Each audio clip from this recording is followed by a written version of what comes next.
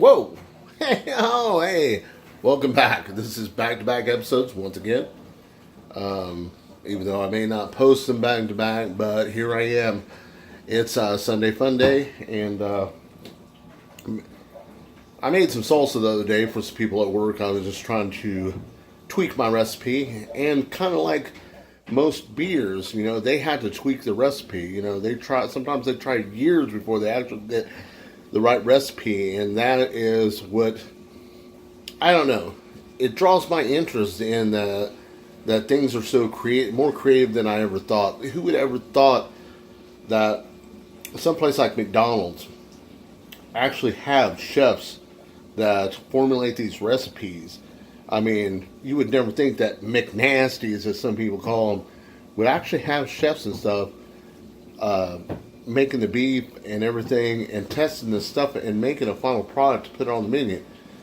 As many of these brewmasters and stuff do, they have recipes that they go by, and just like Chef Ramsay, Wolfgang Puck, all those guys, things are done by recipe, and that's kind of what life is a big recipe. And if you find a recipe that works, then that's the recipe you stick with.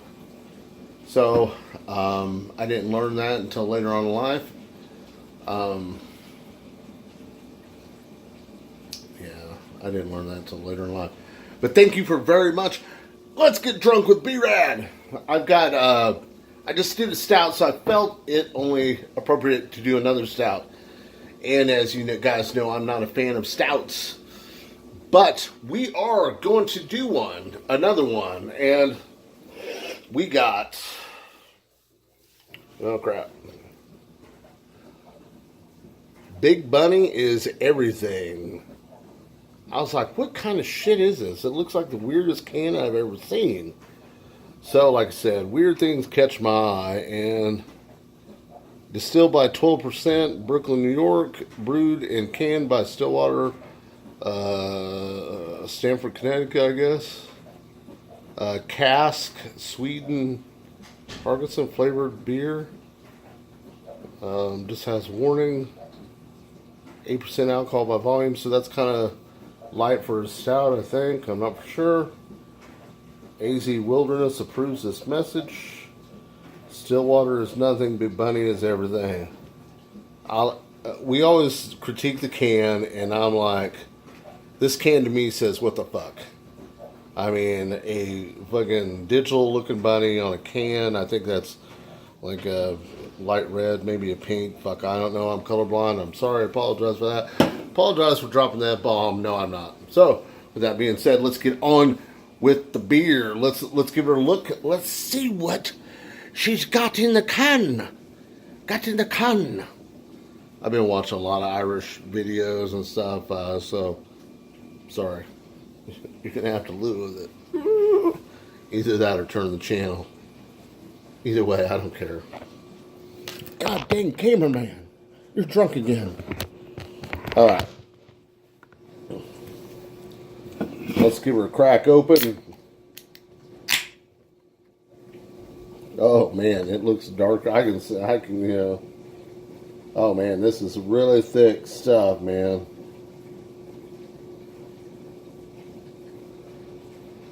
Woo!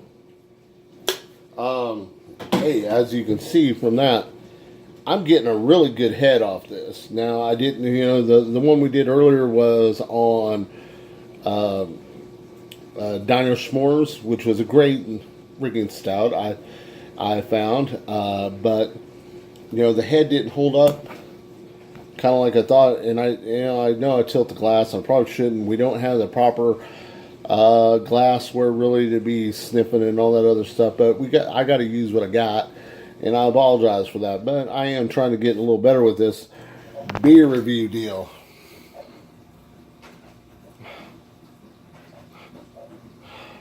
Yeah, you have, this one's got like a strong coffee aroma, of course, chocolate, the barley. You have that kind of, it's not like, barley's not like a hop where it's got bitter, but it's maybe a step above that. Just, you can, like, I don't know if anyone grew up on a farm, but you can smell grain and stuff. And that was one of the things, my dad farmed when I was a little kid, was wheat and barley. And yeah, I mean, it kind of reminds me, this stuff kind of reminds me of being on the farm, or at least the smell part. I guess that's why, Guinness is so popular. You're in a country where, pretty much a lot of Irish people were farmers, maybe. I don't know how that started. That's just my take. Let's give it a sip.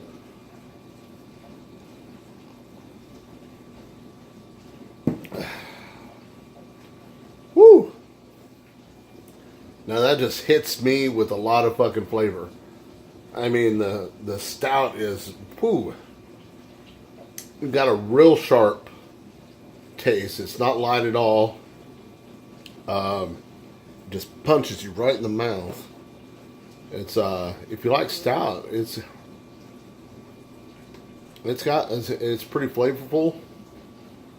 It leaves a slight aftertaste in your mouth, but it's not horrible.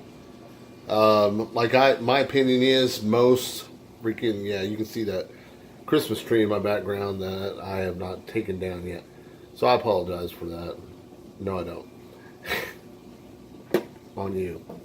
So with that, I think stouts pretty much are a beer that you drink during the wintertime. To me, a light beer or a lager or something would be more suitable for a little suitable for what do you call it? Sometimes, but every beer I think has, and that's why some beers are seasonal. Sam Adams makes Oktoberfest. It's for that time of year and stuff. And so, with that being said, if you're going to drink, don't drive. If you're going to drive, don't drink.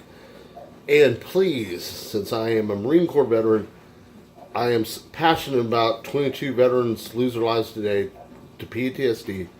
Please reach out to a brother or a sister and just tell them hi. That could be a world of difference. I know sometimes, and I'm not afraid to admit this, I battle sometimes with a little bit of depression myself, and occasionally someone will say hi to me that I hadn't heard from a while, and it just hits me right here. And even, so you could save someone's life just by saying hi to them. And for all means, let's make this world a better place. Go out and do a random act of kindness. Wave to someone. Hold the door open for an old lady, old man. Whatever. Okay? Let's stop all this nonsense around here. We should all just be happy and drink beer. So, with that being said, you're at a bar. Oh my God! Hey, is this going to be chuggable? I don't know. I have a bad record with stouts.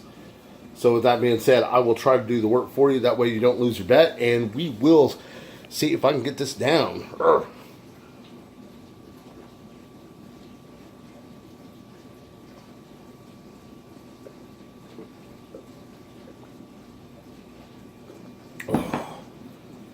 Woo. When I chug these, I really get a strong taste. Normally with stout it lingers a lot. This one lingered a little bit, not too bad, but still for a stout, very flavorful. If you like stouts, it has a great head, it has great color. I would suggest hold on. The Big Bunny is everything. Good beer, and I'm sorry I didn't get a lot of information from that brewery and the guys who created it. I just kind of put out an extra beer video for the fun of it. Miss B-Rad is out taking my daughter's girlfriend back to school, so me and Hunter had the house to ourselves. So I thought, why not do another beer review? Let's try to keep this under 10 minutes or less. So with that being said, today's toast to our fallen soldiers, or fallen warriors, the men and women who sacrificed it all. Teeling whiskey, small batch, Irish whiskey, made in the rum cask. Who doesn't like a good Irish whiskey? And I will say, man, I am so just drawn to how beer companies use like whiskey casks, Irish whiskey, rum.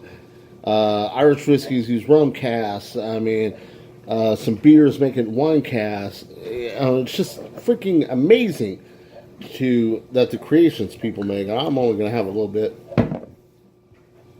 because I've already, this is getting drunk with B-Rad. So, with that being said, to our fallen brothers and sisters who sacrificed it all so we can do this here in America, live free, and trust me, I've been to another country, and little luxuries like a flushing toilet, running water, a bed, a pillow are all things to be grateful for. So the men and women that sacrificed it all for this great country, I appreciate it. Thank you very much.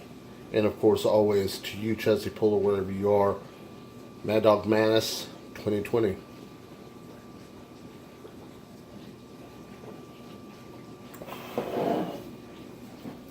Smooth.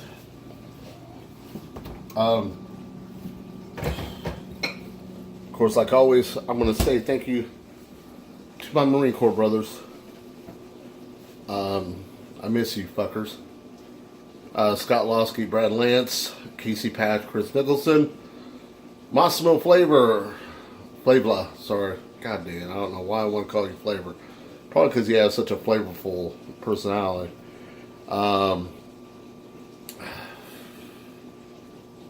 Justin Brotherton, I forgot about you, brother. Greg Finch, Ricardo Castro, David Aslan, just a few that I can think of at the top of my head. Thank you guys very much.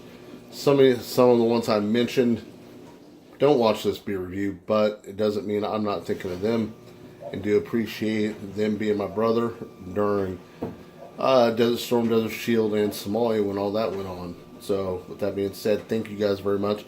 And my civilian friends, Dusty Lane, my cousin, Balake, John Sanders, anybody else who I've forgotten, hey, I'm sorry. Thank you guys very much. Sorry, it's going on 13 minutes again. I've been trying to keep these short just for you, Scott Losky. Brother, I'll get to Columbus, Ohio to see you one time. Brandon Lance, I'll get to you sometime. David Aslan, yeah, everybody. All right. Thank you guys very much. This is another episode of Let's Get Drunk with B-Rad. Hoorah!